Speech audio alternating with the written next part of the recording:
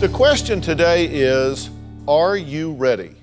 I'm asking you 5 questions that you need to answer to find out if you're ready to end your marriage. Now, top civil and family attorney Areva Martin is here to answer all of the legal questions. Say hello to Areva Martin. Areva, thanks for being here again. But first, Jan and Randy have been married 25 years. Now, they have 4 children, including 11-year-old twins. Now, from the outside, they look like the all-American family, but unfortunately, this just couldn't be further from the truth. Let's meet them, then we're going to talk about these questions. I want a divorce. I don't trust my husband. He's cheated on me 3 times. I feel trapped because I cannot afford to get a divorce. Randy calls me stupid. He talks to me like I'm a child. I can't take one more day of the emotional or the verbal abuse towards me or my kids. I don't have the fight in me anymore. Randy drove the 2 older boys out of the house with his anger. That kills me. And when they hurt, it's unbearable. Well, Randy sees things a little bit differently, as you might imagine. Take a look at his point of view. I do not want a divorce. I want to save this marriage. Jan is holding on to the past. She's a very sick person. She needs help. I cook 95% of all the meals. I do 85% of the cleaning. Jan spends a lot of time sitting on the couch. I feel like the most unappreciated person in this household. It's been 5 years since Jan has asked me to make love to her. Jan says that I give her too much affection, but I find that the reason I do that is with hopes to get some of it back. I would like Dr. Phil to look Jan in the eyes and tell her that I am a great guy and to give me a chance. Well, maybe, maybe not. We'll see. Let's have Randy and Jan join us. Hey, Jan. How are you? Good to meet you. Randy, good to meet you. How you doing? Okay. Question is, are Jan and Randy emotionally ready for divorce? And the answer, whether they're ready or not, really depends on how they answer the next 5 questions. I'll give you that. I'll give you that. I don't want you copying off each other. So just grade your own papers. Question number 1, have you done everything you can to save and rehabilitate your marriage? Now, how did you answer that? No. You said no. I said no. And how did you answer it? I said yes. You said yes. So you feel like you've done everything you can do and you want out. True? Yeah. Okay. Now, Jan says that Randy's way of working on the marriage just isn't working for her. And let's take a look at what you've said about that. I've tried to save my marriage for the last 20 years, and I feel like I've done it by myself. I give Randy my opinion, and he treats me like my opinion doesn't matter. Randy will tell me the right way to love him. He forces his love onto me, and I just can't love him back.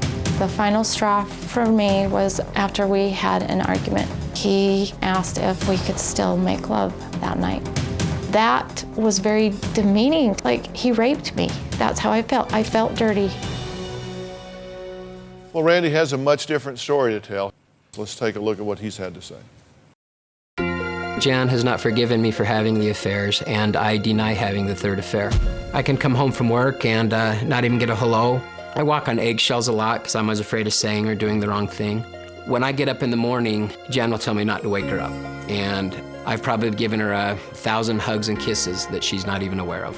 When I've asked Jan, what more can I do? I'm trying.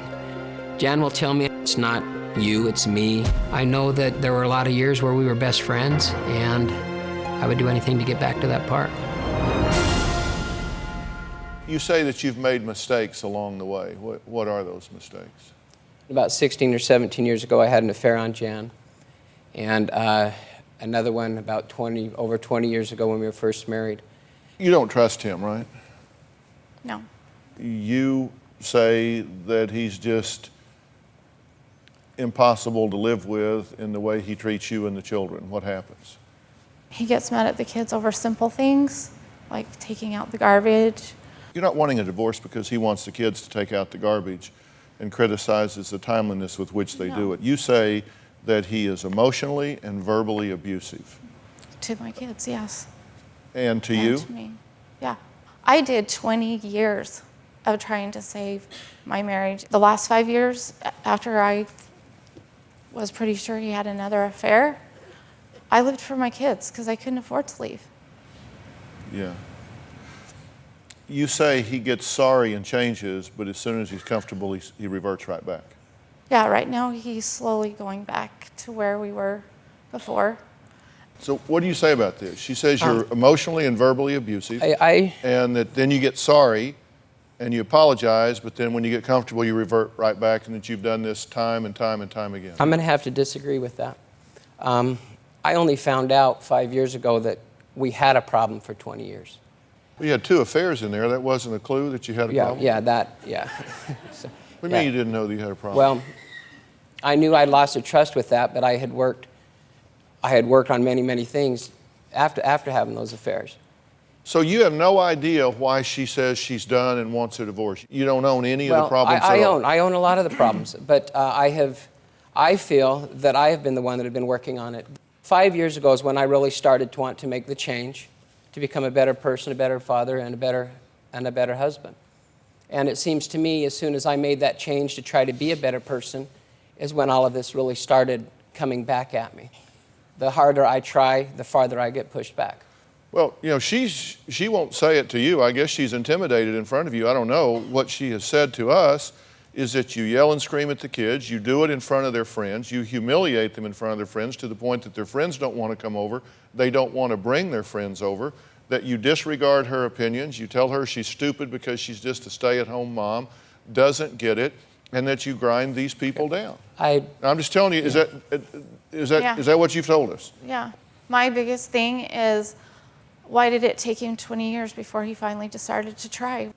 On my 40th birthday, he took me to dinner. He told me that this girl that he knew texted him that she wasn't wearing any underwear.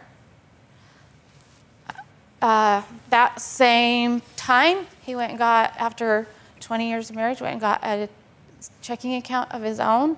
Dr. Phil, the reason I told Jan that was purely out of, wow, look what this girl did. I didn't want her seeing this on her own. He also talked her out of getting married. This is a girl that I got to know. She was 18 or 19 years old. On the verge of getting married, my comment was, wow, this guy really sounds like a jerk. I told him that. But Jan is very, very aware of 2 of our neighbors' divorce and their sex life. She's made it her point to try to set up another guy on a date. But that's not the point, is it? The point is you've had 2 affairs, and then you get this kind of email, and she says that you spent 20 years abusing these people, and she's had enough of it. I don't see the abuse. I really, honestly, and if you can help me see that, that would be great. Okay. All right, we're going to take a break. The second question you need to ask yourself is from a legal standpoint, but I'm going to get to that later in the show. So I'm going to save that, and I'm going to get Areva, because I want to stay with these emotional issues here. I think Jan and Randy may have answered question 3 in a way that I'm not going to be comfortable with. If any of you out there are considering a divorce, you definitely want to pay attention to this next one. We'll be right back. The statistics don't lie. 50% of I do's end in divorce. But the question is, how do you decide if the decision to end your marriage is right or wrong? I've got to tell you, emotional abuse, verbal abuse, physical abuse, those things, in my opinion, are deal breakers. I can certainly understand how this has accumulated on you if that's been your experience of this relationship. Now, you say that you didn't do that, and so you say you're finally just done. Yeah. The third question to the test for are you ready for a divorce is, are you ready to adopt a new standard of conduct with your children? Now, you answered that how? No. And you answered it how? Yes. Okay. And you answer it no because? I'm not ready to become a single father and to treat them like I'm the part-time father, I'm the father on the weekends type. I am very, very concerned about what both of you are doing with these children inside the marriage. Randy is a very intimidating person. He makes parenting decisions without me. Randy makes the kids feel inadequate. He yells a lot. He called my son that has ADHD stupid. My daughter, Lacey, doesn't like to be around Randy. They don't really have a relationship. She acknowledges that Randy's her dad, but that's about it. Randy embarrasses the kids in front of their friends. A lot of them are afraid of Randy. I can't stand the way he treats my kids. He makes the kids miserable. She undermines my authority with the kids. I think that Jan lets them get away with a lot more than they should. She's more concerned about losing her relationship with them than actually teaching them how to act and behave. Jan tells me that I'm mean to the kids. Unless somebody could prove me wrong, I haven't been that mean. Jan sleeps in the room with the kids. I do know the kids need their mom, but there are times when I know she's doing it to avoid me. It's painful. I want to elaborate on something that Jan had mentioned. When my kids left home, they were 18 and 19. And my rules they left home were because, hey, we have yard work to do on Saturdays. Please don't bring friends home after midnight. This was not abusive. This was a father trying to raise his children. Yes, there were times when I was mean to them, but Jan is very sensitive on how I raise these kids. And Jan has told me many times, my father raised me that way. I'm not going to raise my kids to hate work. They can do what they want. My father made me do the chores. I'm not going to make them grow up doing chores. We do have a big mix-up on how we raise them, but my intentions are very well. Let's take a look at what's going on with the kids. Jan badmouths me all the time to the kids. I was driving down the road with them one day, and Braden looks at me and says, "Dad, did you really have 2 affairs on Mom?" I said, "Yeah, I did, bud." And I explained it to him the best I could to a little kid. And when I got home, I asked Jan, I said, "Why would you tell your kids that?" And Jan's response was, "Randy, your kids think you're a god. I had to tell him how you really are." Randy tries to make the kids feel sorry for him by playing the victim. He tries to put the kids against me. Randy tells our 11-year-old Braden about all of our problems. He will tell my son that I don't love him. He uses Braden as his personal counselor, and that's just too much weight for a little kid to handle. Okay. Are you guys using these kids as sounding boards, as... Randy does. Because we separated about 6 to 8 months ago, and he wanted me to leave the house. And I just flat out said no. I don't have anywhere to go. I have no family. I have no friends. I have nowhere to go. And through this whole thing, he left, and he used Braden as his counselor. He would cry. He would tell him how he was feeling inside. That's too much emotion. Too much emotion. Is that true? When it first happened, I did talk to Braden a lot, as did Jan. Yeah, I am guilty of doing that, but I don't anymore. I did for a very short time. And you do it with your daughter? I talk to my daughter because I don't have anybody to talk to. You guys are saying yes, but. Yeah, I asked you to do it. Yes, but. Yes, but. You don't involve children in adult issues. Lacey's old enough to make her own analysis on all of the things that have happened. She's 18. Exactly, and she's been in the middle of a lot of these fights lately. Is it wrong to involve her in y'all's marital discord? Yeah, it's wrong. The only thing that I have talked to her about is when her boyfriend that she'd only known for a few weeks was in our home. Randy comes in and asks him to leave. We get in a huge fight, and he goes into detail about sexual things in front of my 11-year-old. And I'm saying, stop, just stop. The kids are here, I don't care. I've had to lock myself in the bathroom to get away because he wants to fight now and he wants it out. That same night, he took my keys, my daughter's keys, and he hid them so we couldn't leave. So we all went down in her bedroom, locked the door to go to sleep. What do you say about that? First off, I didn't take the keys. Secondly, the night that this happened... Okay, wait a second. Let me just stop right now. Okay. Somebody's lying. Come on. I mean, listen. We can't resolve something if you don't tell me what's going on. Now, did you or did you not take the keys? I did not take the keys. You didn't hide the keys? I didn't hide. So I had them, and then I put them back on the counter. And then when she asked where they were, Okay, let me say it. When she asked where they were, I said, they're right there. I had them in my hand 30 seconds, and then I put them back down. They just weren't in the normal spot 3 feet over where they normally were.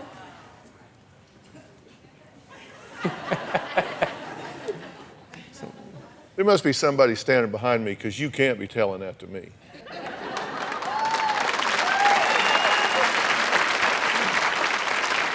Now, you can't be that distorted in your views. You can be right in the moment, but you are going to lose this issue if you don't tell me what's going on. You have no insight, no ownership in this at all. It's just, you did have 2 affairs a long, long time ago. You're past that. You're just a nice guy trying to raise kids to be responsible adults. That's your story. It's part of it. So she has absolutely no reason to be critical of you at all. The only reason that we are at this point getting help, I feel, is because of me. I'm the one that approached Jan. I found out through a neighbor that I was having this affair that I did not have.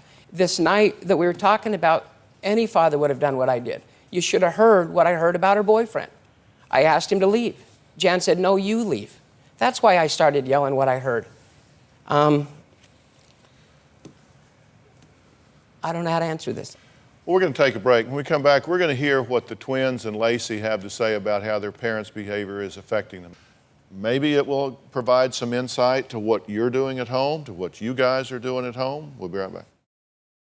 Breaking your wedding vows and deciding to get a divorce is a huge decision. Now today, I'm giving the 5 questions you need to ask yourself to find out if you're truly ready for a divorce.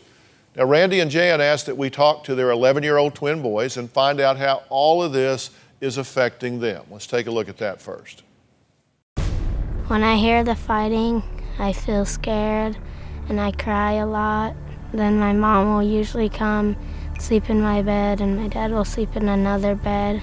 I cry with her, even though I don't know why she's crying, because I feel bad for her. I feel like that I've done something bad. I feel like my breath got taken away, and then I start crying, and then it just scares me really bad.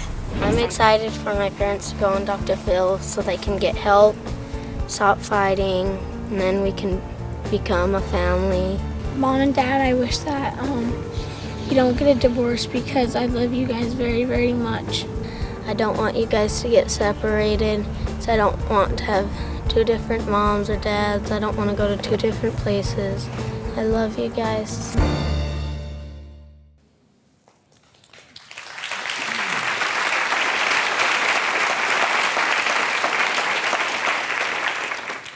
What do y'all think about what you just heard? I know how they feel. It breaks my heart that they're going through that. I just want to do what's best for my kids. And if this is an unhealthy environment, I want to do what's best. I want to be happy. And I haven't been happy for a long time. I feel like my heart's been put through a meat grinder, stuck back in me, and then I'm just supposed to survive and put all the pieces back together. I can't. I can't. What do you say to that?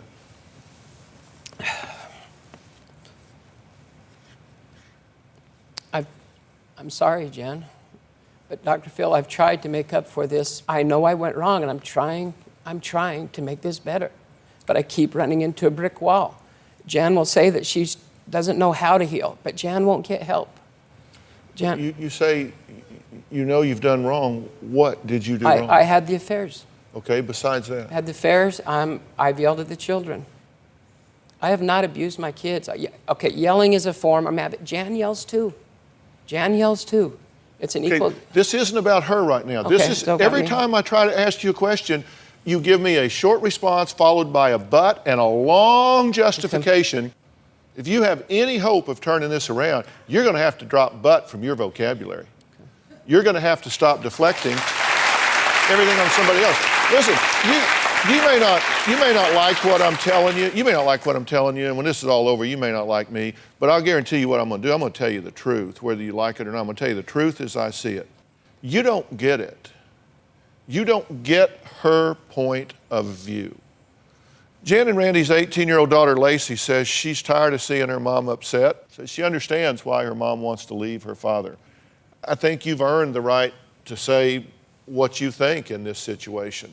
What do you want to say? I want to live in a house where there's no tension anymore.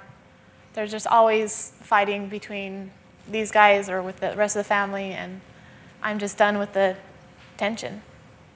And I don't like the, not so much me, because I'm old enough to understand what's going on, but for my little brothers, when they don't know what to do. They don't know how to react. Growing up, I've always been afraid of marriage because this is what I thought it's like. Right. Because of what you've seen. See, and that just kills me. I've hurt my kids. It just breaks my heart. I don't want them to live like this anymore because I know there's hell around the corner. As soon as my boys turn teens, my house is a nightmare. And I can't do it anymore. I won't do it anymore. But I don't have the money. I don't have anywhere to go. I couldn't make my house payment. I know that might sound like excuses, but I have to be able to provide. Lacey, you said that you cry in your room at night because you feel a responsibility to help your mother leave your father. Tell me about that. I think about it every day. Like, when they do get separated, I know I'm going to have to help my mom, and I'm going to have to help her provide for my little brothers. If we move out together, I'm willing to pay the house payment, whatever I need to do. Get another job. Do you trust your father's sentiments here that he wants to do the right thing? I don't know. He just needs to take the blame sometimes that he is in the wrong. What do you say to that?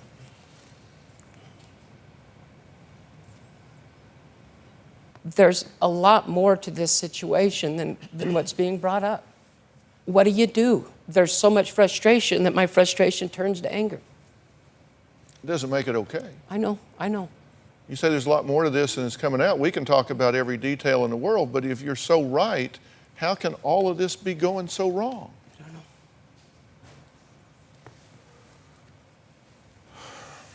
You can't change what you don't acknowledge. And that's what I'm trying to get across to both of y'all. Lacey, you are an impressive young woman. I hope that maturity has not come at the cost of robbing you of your childhood and the freedom that comes from being the age you are, because you'll only be there once. And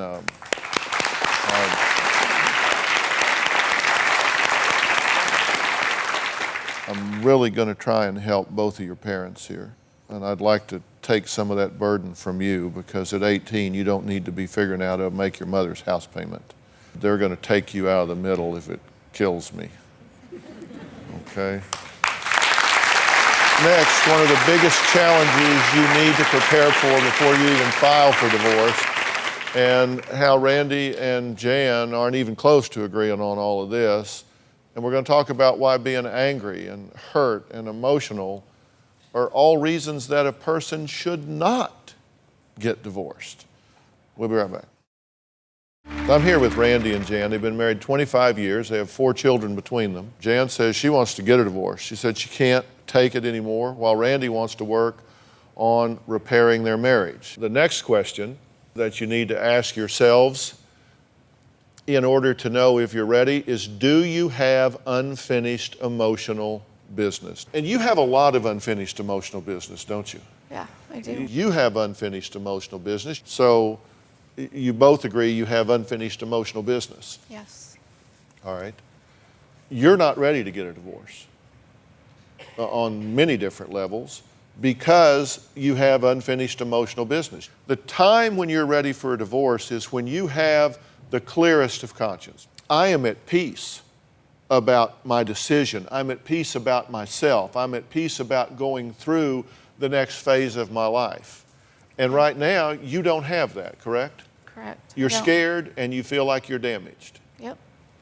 But the problem is, this is one of the people that's scaring you, and this is where you think the damage is coming from. Mostly, yeah. Because I have been out of love with him for so long. I have this wall around my emotions and my heart because I'm not going to get hurt again. So what do you plan to do?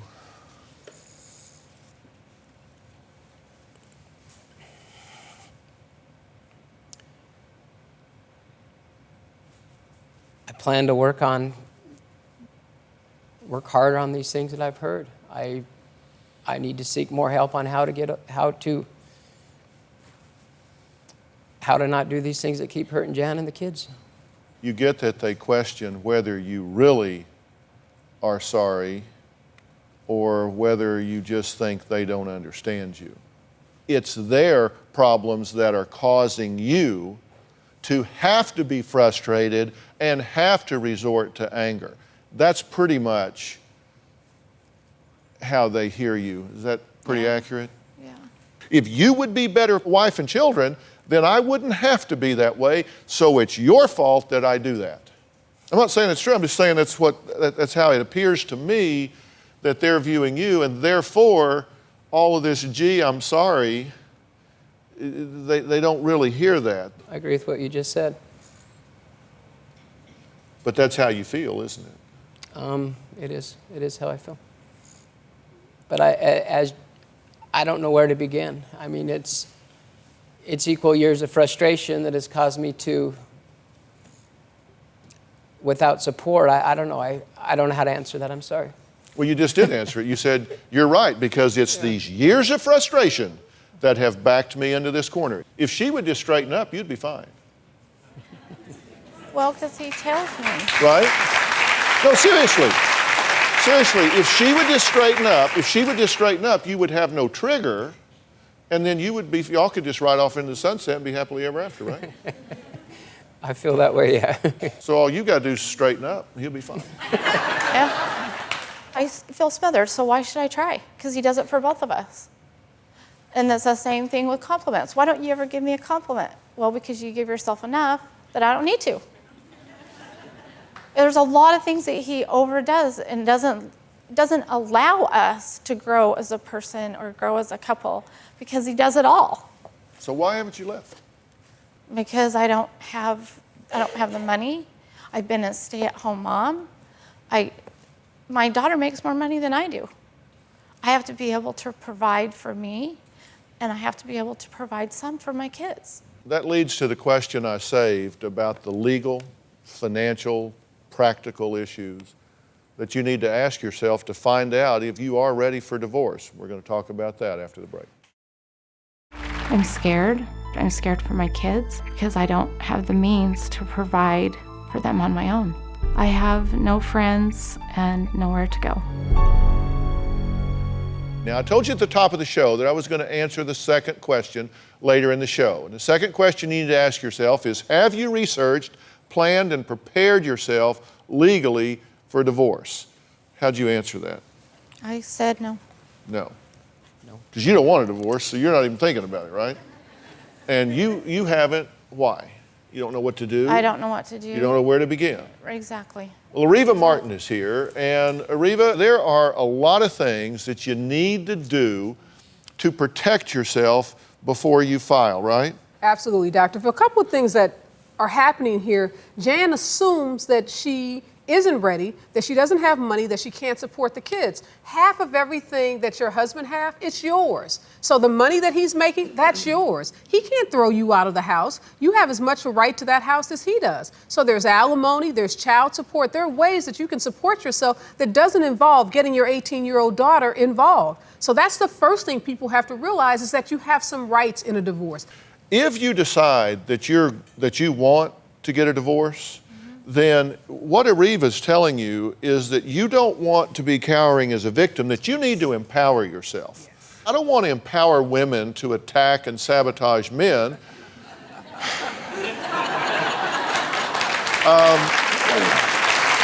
just want them to be ready. fact, let's just skip this segment. No, this is when it gets good. No, We but have what to I, do what this I do part. want to do is talk about how women can protect themselves. And I'm not even saying that you need to protect yourself from Randy. I put together a graphic of the things that we've talked about. Number one is consider the timing. Give me a sentence about what you mean by that, Areva. Randy may be getting a big bonus. We want to file this divorce to make sure that you're going to get some of that bonus. So what is the timing of what's happening financially in your household? Okay, and this isn't just necessarily for you. We're talking about for all women here. Absolutely. And next, we've got track down all the assets. You need to know what's what, right? And you need to know where they are. We heard about a new bank account. Do you know what's in that bank account? Because again, that's marital assets that you would be entitled to. You need to copy all documents, know what you have there. You need to stash some cash because you may need to have an emergency Rent an fund. apartment. You may need to pay your own car note. And again, half of the money that's in your household is yours. All right, you're going to need to consult with at least 3 attorneys. You think that's very important to talk to some different people. Yes. To negotiate, you're going to need to negotiate some type of temporary support. Temporary support that can tide her over while the legal proceeding is occurring, and you know finally what you're going to get in terms of any kind of child support or spousal support. And you need to make yourself indispensable. You need to be on as many different accounts and issues, things that you can be involved in, right? Absolutely. I want you involved in every financial decision that's happening in your household. You want to document any kind of abuse because it may be important, and you want to keep the kids out of it. We've talked about that. And you don't want to fall for the hype. What do you mean? What do you see, Areva, as a lawyer? The hype that you're not going to get any money, I'm going to throw you out the house, I'm taking the kids. And again, I don't know if that's happening in this situation, but that happens often, that women feel so beaten down because they've been told over and over again, I'm going to crush you. You're getting nothing. And the law isn't set up that way. You've worked as hard, even though you've worked in the home, your contribution to this marriage is as important as the spouse that's been out working on a job. So you have to remember that. And that's half of everything your husband has earned, you get as well. Okay, now, again, I'm telling you this, I'm telling everybody at home this, not because I want you to become a predator, but I want you to protect yourself and know that you are not powerless here. Now, did you learn some things from what we just talked about? Yeah, but when when you're this close to bankruptcy, I totally get that. There are economic realities that you have to acknowledge. You are not powerless. You need to know that, and you need to learn, and I'm going to give you a lot of information about every one of these things, and Areva can talk with you about this and answer any questions that you may have. Here's the question. Does this couple have divorce in the future? What do I think about that? I'm going to answer that very, very clearly when we come back. Today we've been discussing the 5 questions you need to ask yourself to see if you're really ready for divorce before you make that final decision to part ways. I'm going to tell you what I think about your situation. You need to stand up for yourself here. You need to stand up. You say you're living for your children, that they're your most important thing. You need to ask yourself what kind of role model you're providing for them. You need to make a commitment to get yourself healed. You have to decide that you are entitled to be healthy and happy. Hold on to that thought. Okay? Randy, one of the things that we always talk about in psychology is insight. How much insight someone has. And nobody has perfect insight because it's kind of like trying to look at your own face without a mirror. It's hard to see yourself the way other people do. I think you've got a definite lack of insight here. I don't know. I got the feeling that maybe when I described how these folks saw you, that a little glimmer of acknowledgement came on. There was a slap in the face. Yeah. Look, I don't want to see your marriage go down the tubes. I don't. I value marriage. You got to decide whether you want to be right or you want to be happy. Because you're right now. You can justify everything that you are accused of doing. You are the first perfect husband on the face of this earth to hear you tell it. Because no, seriously, and that's what I mean about a lack of insight. They've been taking your inventory pretty hard, haven't they? But the truth of the matter is you've mismanaged your emotions, you've mismanaged your relationships, you've mismanaged your role significantly. and that has to change. And if it changes, then there is a possibility that this situation could heal. But without insight, with all those buts in your sentences, with all of those justifications, you will never, ever move this forward, and you will be divorced within the year. I mean, people get to a point where they'd rather live in a box under a bridge than be abused. And